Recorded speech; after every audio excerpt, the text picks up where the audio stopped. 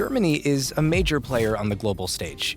As the most populous EU member state, third largest economy in the world by GDP, and close US ally, German elections impact the transatlantic relationship and beyond.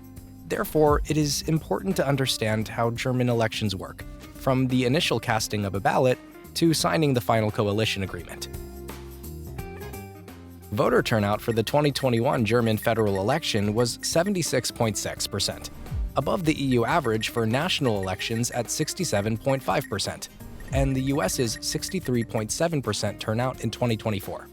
Elections are held on Sundays in Germany to reduce conflicts with work and school.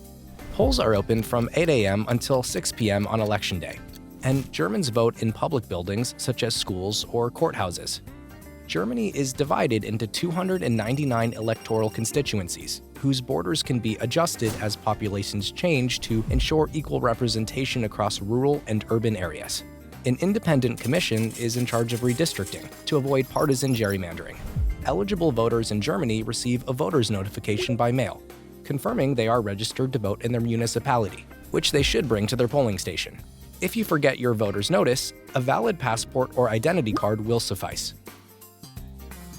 Now it is time to vote. The ballot in Germany is divided into two columns known as the first vote and the second vote. The first vote is to directly elect a candidate, listing each candidate's name and political affiliation. The second vote is for a general party, from the larger mainstays like the Christian Democratic Union or Social Democratic Party, to smaller parties like the Pirate Party or Animal Protection Party. There are 598 eligible seats in Germany's parliament, the Bundestag. Once the votes are tallied, parties receive a proportionate share of those 598 seats based on their performance. For a party to be represented in the Bundestag, they must get at least 5% of the total vote, or directly win 3 constituencies. If you are directly elected, your seat is subtracted from your party's overall number of seats. For example, if Greta from the CDU wins her district in Brandenburg outright, and the CDU is entitled to 100 seats from their share of the second vote, the CDU has now 99 remaining seats to fill. Once all the direct candidates have been subtracted from their party's second vote totals, there may still be seats remaining. In that case, the party may choose who else will represent them in Berlin by selecting from a ranked list of candidates. The higher your spot on the list, the more likely you will be chosen. Typically, parties receive more seats from the second vote than the first. But if a party has more directly elected candidates than they do second vote seats, those additional seats are called overhang mandates. For example, if the Green Party won 50 seats from the second vote, but had 57 candidates directly elected, those remaining 7 candidates are part of the overhang.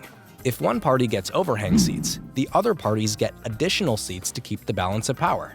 These are called leveling seats. So if the Greens now have 57 seats with the overhang, and the Social Democrats get 55 second vote seats but no overhang mandates, they will get leveling seats to keep things proportionate. This means that the Bundestag fluctuates in size every election, since you cannot predict how many overhang or leveling seats there will be. After the 2021 election, the Bundestag had its largest configuration ever with 733 seats. A reform law passed in 2023 sought to rein in the overhang mandate, capping the Bundestag at a maximum of 630 members.